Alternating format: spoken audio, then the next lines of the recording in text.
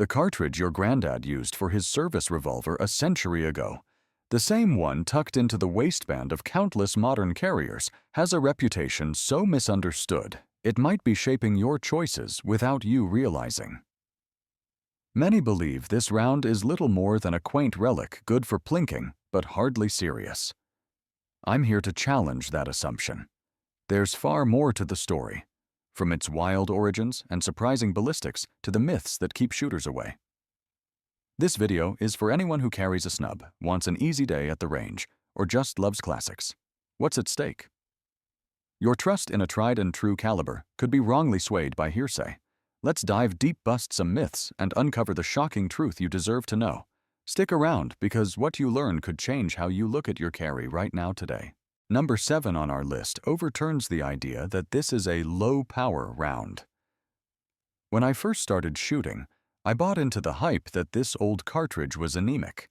Imagine my surprise when I dug into its history and discovered that the original load stuffed a whopping 21 grains of black powder behind a 158-grain lead bullet. For the late 1890s, that was serious horsepower. Even when smokeless powder took over, it was still dimensionally the same case, it just swapped propellants. Today, we talk in velocities and energy, but the early specs translate roughly to a 775 feet per second slug that punched through clothing and bone with authority. When you couple that weight with a modern jacketed hollow point, the slower speed means less recoil, but more dwell time in tissue, which aids penetration and expansion. Sure, a 9mm travels faster, but at equal bullet weights, the difference in diameter and wound channel isn't as dramatic as some internet arguments make it. The practical effect is that you can shoot it rapidly. Keep your sights on target and trust that the slug will do its job. In a defensive scenario, that trade-off between velocity and controllability makes a lot of sense. It may not crack the sound barrier, but it hits harder than its numbers suggest. So the next time a buddy calls it weak sauce, remind him that when this cartridge hit the streets, it was the magnum of its era. Give it a modern load, and you'll see why it still deserves respect. Number 6 takes us to the stubby end of the spectrum. You've probably heard friends say that little snub-nose wheel guns are only good for across-the-counter distances. I used to believe it too, until a crusty old instructor handed me one and told me to slow down. It turns out the gun isn't inherently inaccurate. It's just unforgiving.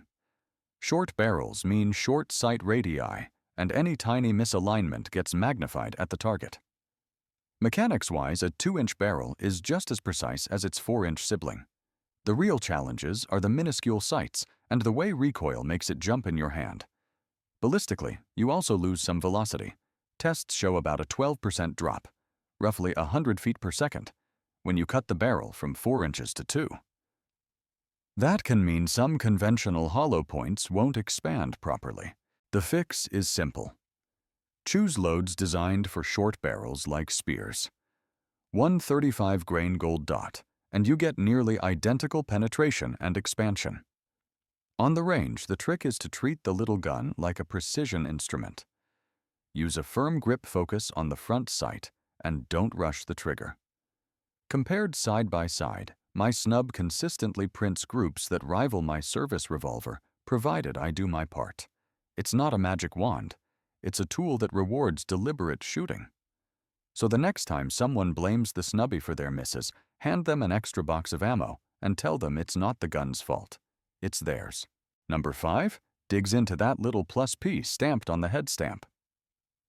I used to roll my eyes at it, assuming it was just a marketing gimmick. Then I started chronographing loads and saw what that extra pressure does. The standard pressure for this cartridge is around 17,500 psi, while the +P variant can go up to roughly 20,000 psi. About a 10% increase. That might not sound dramatic, but in a 2-inch barrel, it can add enough velocity to help a hollow point open up. It's the difference between a bullet that noses through tissue like a wad cutter and one that blossoms just as it was designed. From a 4-inch gun, I typically see maybe 50 to 70 feet per second more. That comes with a price more recoil louder muzzle blast and slightly faster wear. Not every revolver is rated for plus P, and lightweight alloy frames can take a beating if you feed them a steady diet. In my experience, loading up with Speer's 135 grain gold dot plus P or a classic 158 grain all-lead hollow point gives you the best balance of penetration and expansion. Do you need it? That depends. If you're carrying a short-barreled snub, the extra boost is worth it. If you're shooting a hefty duty gun, standard pressure loads already penetrate deeply and are easier on your hands. Think of plus P as an espresso shot. A little more energy when you need it, but not something you want to guzzle all day. Respect it, test it, and don't fall for the myth that overpressure makes a .38 into a .357.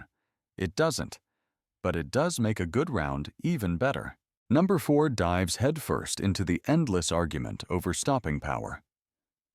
I spent years poring over gel tests and caliber charts, convinced that if I just found the right combination of weight and velocity.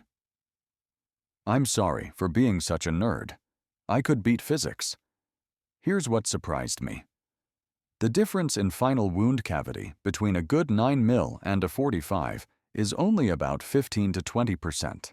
That's not nearly enough to make up for a miss. In fact, the bigger the slug, the more recoil you deal with, and the longer your shot-to-shot time. In my research, one thing stood out. The most proven load in this caliber's long law enforcement history is a 158 grain all-lead hollow point. A close second is the Speer 135 grain gold dot plus P that New York cops carry. Both will penetrate deeply and open up if you hit something vital. But if you put either of them into a shoulder or an arm, don't expect instant incapacitation. Ammunition that fails to stop an attacker is usually due to poor shot placement, not poor bullet design. You're better off with a bullet that doesn't expand but hits a vital organ than with a perfectly mushroomed slug that glances off bone. In practice, that means focusing on the software, your mindset, and training. More than the hardware. Compare it to golf clubs. The latest driver won't fix a bad swing. So, train to shoot under stress, aim for the vital triangle, and remember that no super-duper hyperload will make up for sloppy technique. The shocking truth. Caliber wars are mostly marketing. Your skills, not the cartridge, are what stop threats. Number 3 addresses another sacred cow, the belief that wheel guns never jam. I used to tell newbies that a revolver was the ultimate insurance policy. It won't stovepipe like a semi-auto, and if you get a dud primer, you just pull the trigger again. That's all true. Until grit gets under the extractor star and the cylinder refuses to close.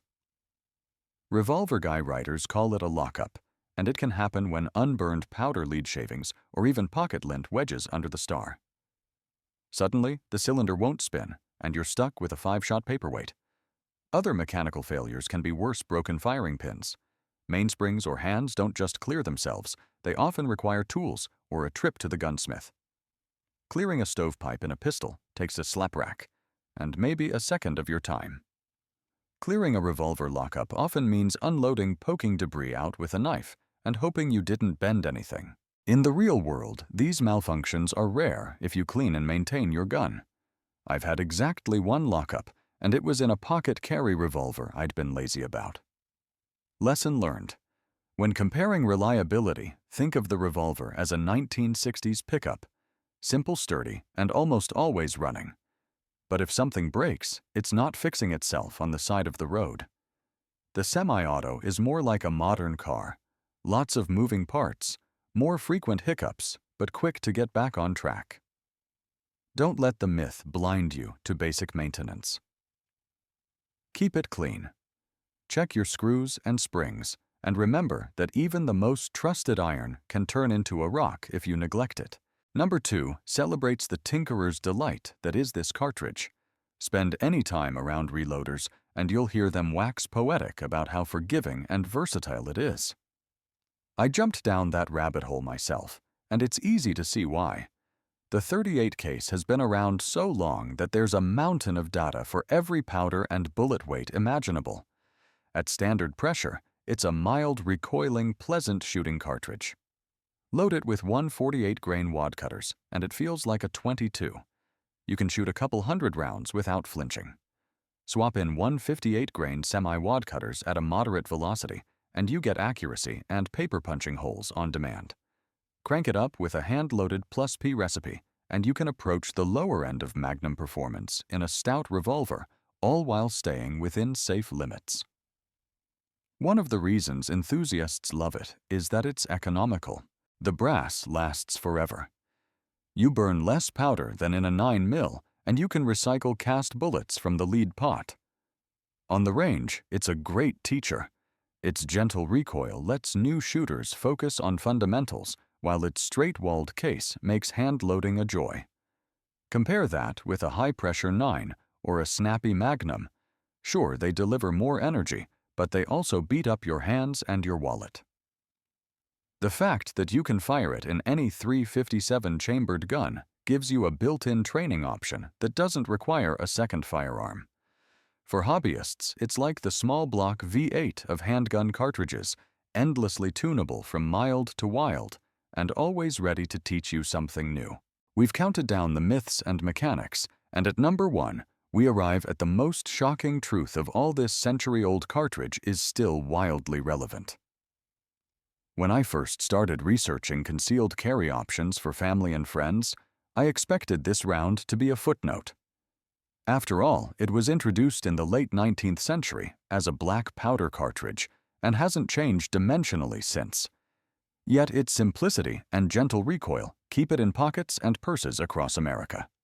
Women in particular are embracing snub-nosed revolvers in this caliber because they're easy to load and fire, and you don't have to wrestle a stiff slide. Modern bullet technology, born out of the need to squeeze more performance from tiny .380 pistols, has taken this old case to new heights. Loads like Steinel's Snub-nosed Pro or Speer's 135-grain gold dot are tuned for short barrels and expand reliably without punishing your hand. That adaptability is why the round has worn so many hats. It's been used in war police duty, signaling gear, and competitive target shooting. The future looks just as bright. Material science keeps delivering better bullets and powders, and this cartridge is so well understood that manufacturers can innovate with confidence. I like to think of it as a Swiss Army knife. Maybe not the fastest or flashiest tool in the drawer, but always the one you reach for when things get tough. In 2025, we're in yet another heyday for this little round. So if you've dismissed it as a relic, look around. Chances are the lady in line ahead of you at the coffee shop is carrying one, and she probably sleeps better knowing that some things improve with age. That wraps up our look at the surprising realities behind one of America's most enduring revolver rounds. Whether you're drawn to its history, its tunability, or the way modern loads keep it viable, I hope this deep dive has shifted your perspective. If it has, let me know in the comments and share your own experiences. As always, give this video a like if you learned something, subscribe for more no-nonsense firearms talk, and stick around for the next episode, where we'll tackle another icon of the shooting world. Until then, stay safe, stay curious, and keep practicing out there.